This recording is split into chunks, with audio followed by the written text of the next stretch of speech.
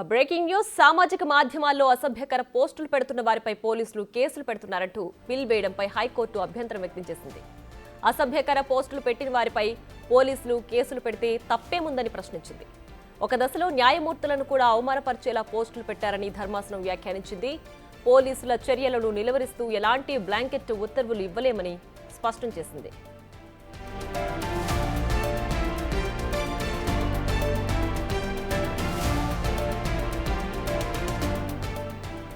పోలీసులు పెట్టిన కేసులపై అభ్యంతరం ఉంటే సంబంధిత వ్యక్తులు నేరుగా కోర్టును ఆశ్రయించవచ్చని వెల్లడించింది.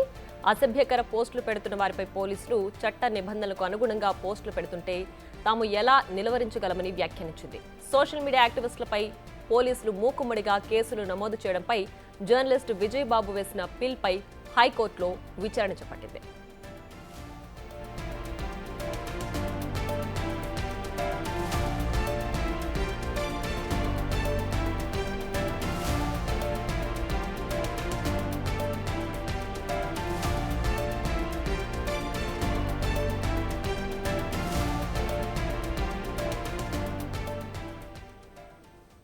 మరింత సమాచారాన్ని మా ప్రతినిధి శివ లైవ్ లో అందిస్తారు. శివ, చెప్పండి, సామాజిక మాధ్యమాల్లో అసభ్యకర పోస్టులకు సంబంధించి హైకోర్టు కూడా ఘాటుగానే వ్యాఖ్యానించింది. దీనికి సంబంధించి డీటెయిల్స్ ఏంటి?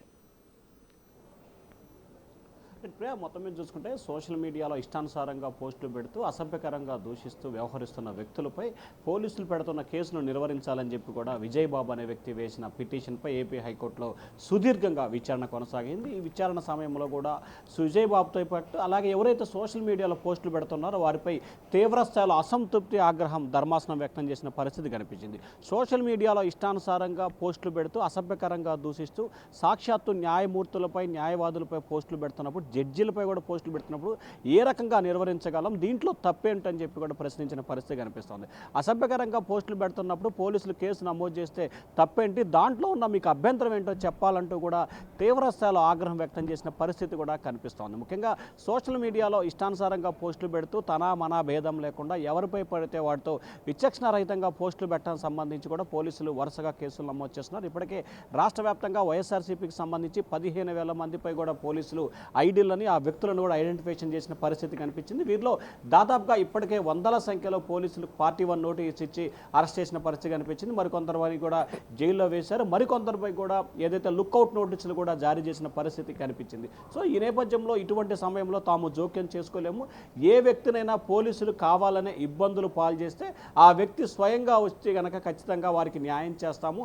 ఇటువంటి అంశాల్లో తాము జోక్యం చేసుకోలేమని చెప్పి కూడా హైకోర్టు అయితే క్లియర్ కట్గా చెప్పింది. ప్రియా, రైట్ శివ, అయితే ఈ సామాజిక మాధ్యమాల్లో అసభ్యకర పోస్టులకు సంబంధించి కేవలం రాజకీయ నాయకులు, సినీ ప్రముఖులే కాదు, న్యాయమూర్తులు, జడ్జిలు కూడా ఉన్నారని హైకోర్టు వ్యాఖ్యానించింది.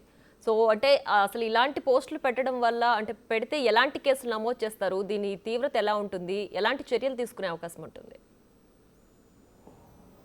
ముఖ్యంగా సోషల్ మీడియాలో పోస్టులకు సంబంధించి కూడా పలు రకాల ఆసక్తికరమైన అంశాలు వెలుగులోకి వస్తున్న పరిస్థితి. గత వారం 10 రోజులుగా సోషల్ మీడియాలో పెడుతున్న పోస్టులకు సంబంధించి కూడా ప్రభుత్వం చాలా సీరియస్గా స్పందించింది.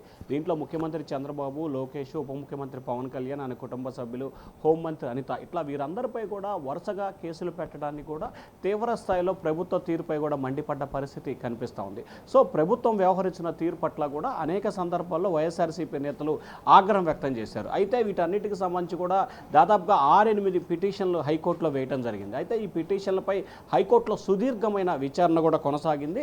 అంతేకాదు ఏదైతే సోషల్ మీడియాకి సంబంధించి దాదాపుగా రాష్ట్ర వ్యాప్తంగా వరుసగా కేసుల పరంపర కొనసాగుతోంది.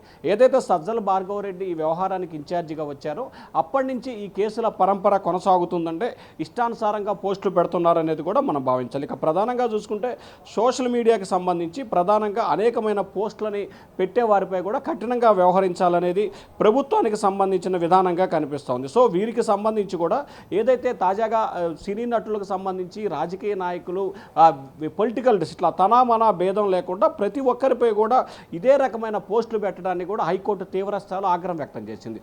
అలాగే కరోనా సమయంలో ప్రధానంగా చూసుకుంటే న్యాయమూర్తులందరినీ ఒకే రూములో పెట్టారు, ఇష్టానుసారంగా పెట్టిన పోస్టులపై కూడా తీవ్ర స్థాయిలో ఆగ్రహం వ్యక్తం చేసిన పరిస్థితి కనిపించింది. ఇక సోషల్ మీడియాలో ఎవరైతే పోస్టులు పెడతారో దీనికి సంబంధించి ఆ కేసు తీవ్రత పోస్టు ప్రాముఖ్యతను బట్టి కూడా వ్యవహరించాలని చెప్పి సుప్రీంకోర్టు ధర్మాసనం గతంలోనే తీర్పిచ్చింది. సో దీన్ని బేస్ చేసుకొని చాలా అంశాలకు సంబంధించి 41A నోటీస్ ఇచ్చి కొంతమందిని పంపిస్తున్నారు, మరి కొంతమందిని రిమాండ్కి పంపిస్తున్న పరిస్థితి కనిపిస్తోంది. సో ప్రధానంగా చూసుకుంటే section 153, section 153A, 354A, 505 clause కింద, అలాగే క్లాస్ సి కింద కూడా ప్రధానంగా కేసులు నమోదు చేస్తూ ఉన్నారు. వీటితో పాటు ఆ పోస్టులకు సంబంధించి ఇంకా అసభ్యకరంగా వ్యక్తిగత భగ్నానికి స్వేచ్ఛ కలిగే విధంగా ఉంటే దేశద్రోహం లాంటి కేసులు కూడా వీరిపై గతంలో అంటే గత ప్రభుత్వంలో నమోదు చేశారు. ప్రస్తుతం అయితే అటువంటి సెక్షన్లు అయితే ఈ ప్రభుత్వంలో ఇంకా ఎవరిపై కూడా నమోదు చేయలేదు. సో ప్రధానంగా చూసుకుంటే 153, 153A, 305, 504 కింద మాత్రమే ప్రధానంగా సెక్షన్లు అయితే సోషల్ మీడియా కింద కేసు నమోదు చేస్తున్నారు. వీటిలో చాలా వరకు మామూలుగా కనుక పోస్టులు ఉంటే కనుక వెంటనే 41A నోటీస్ ఇచ్చి పోలీసులు పంపిస్తున్నారు.